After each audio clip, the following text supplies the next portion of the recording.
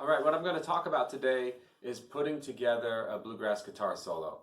A bluegrass song is a poem. Or a folk song is a poem. In the English language, a lot of poems have 4 phrases. So, roses are red, violets are blue, sugar is sweet, and so are you. That's 4 phrases. So, I'm going to do Shady Grove today. Shady Grove is, Shady Grove, my little love. Shady Grove, my darlin. Shady Grove, my little love. I'm going back to Harlan. So that's 4 phrases, 4 almost sentences.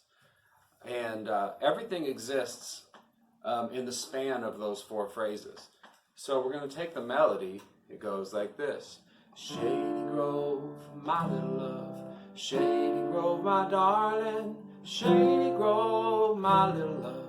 I'm going back to Harlan. And it sounds something like this.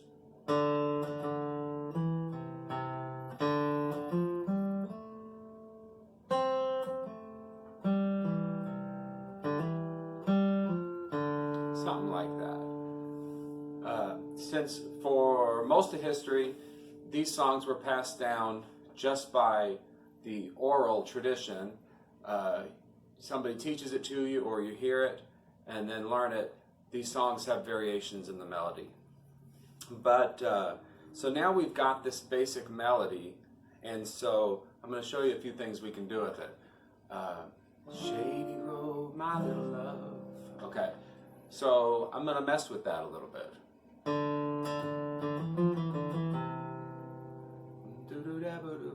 But it still sits in the same span of time as Shady Grove, my little love. It's almost like I'm singing the national anthem, you know, singing, making up all my own little things for it.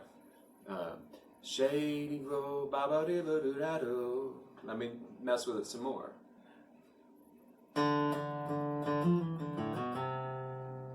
So it's still hitting the marks of being pretty similar to the melody, but I'm goofing with it.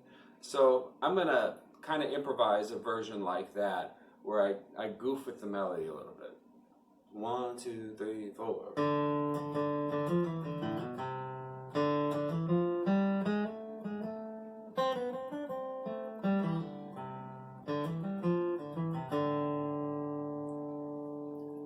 So it's the melody of the song in terms of, but it's kind of changed, it's embellished, okay? So that's the idea.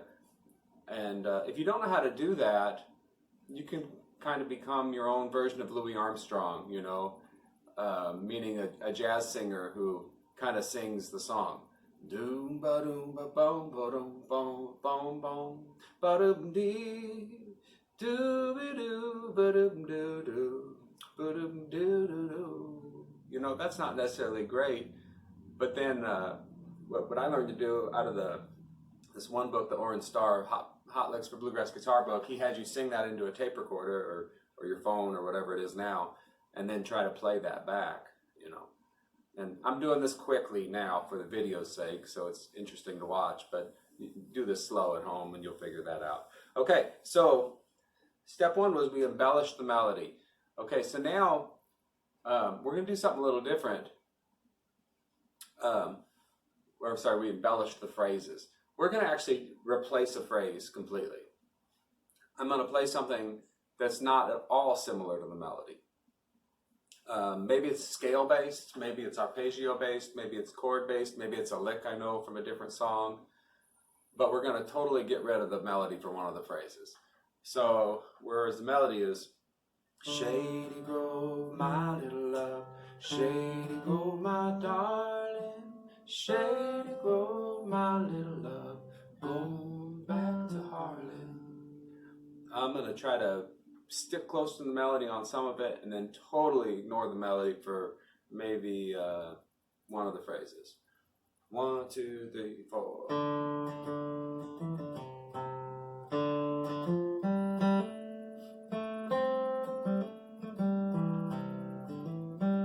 Let's try it again.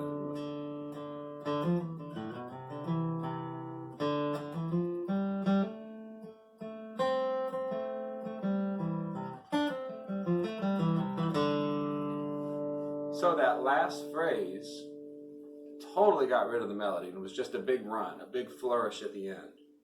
So I would say we replaced that phrase with a lick or with a scale. So a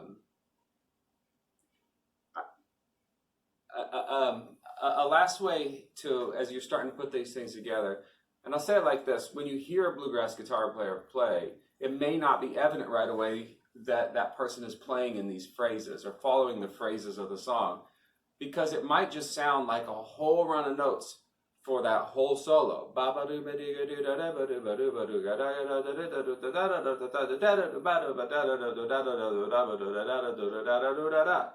And there are guys that play like that, and you can get to a point where you can just keep a run of notes going the whole time, and that's fine. It's a good way to play.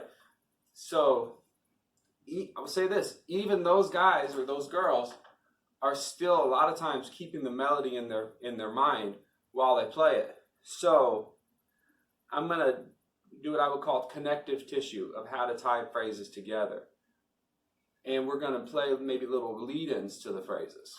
It could be the little lead-in that starts the song, or it could be a little lead-in from phrase to phrase. So I'm going to show you what that might look like.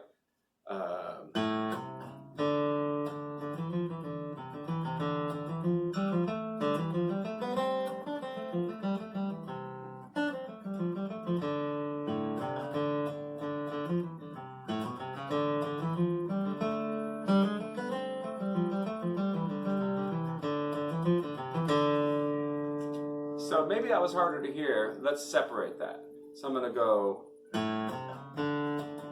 So first of all, I did a little kickoff to start it. And then let's say Shady. And then the next phrase is Shady Grove, my darling. I want to tie phrase 1 and phrase 2 together.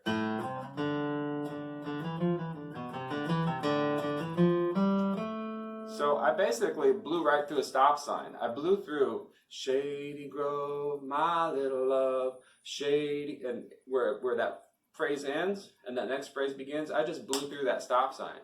I went, Shady Grove, my little love, Shady Grove, and I played a little run there.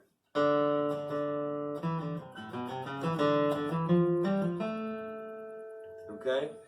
So this is a way that we're using phrases, but expanding it, embellishing it, maybe replacing a phrase with a fancy lick or a scale, and then this connective tissue where you maybe lead into the phrase. You know, where it goes up high in that third phrase, Shady Grove, I'd like to do a big run that gets me there. So I'll put that in there.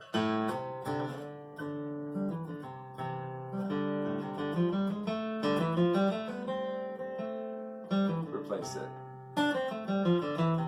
That last one. So that's an idea not based on tablature, which is a good thing, but based on phrasing, on how to construct a bluegrass guitar solo for Shady Grove. All right, thanks for watching. Please like, subscribe, and tell me what kind of stuff you want to see. And we'll talk soon. All right, have a good day. Bye.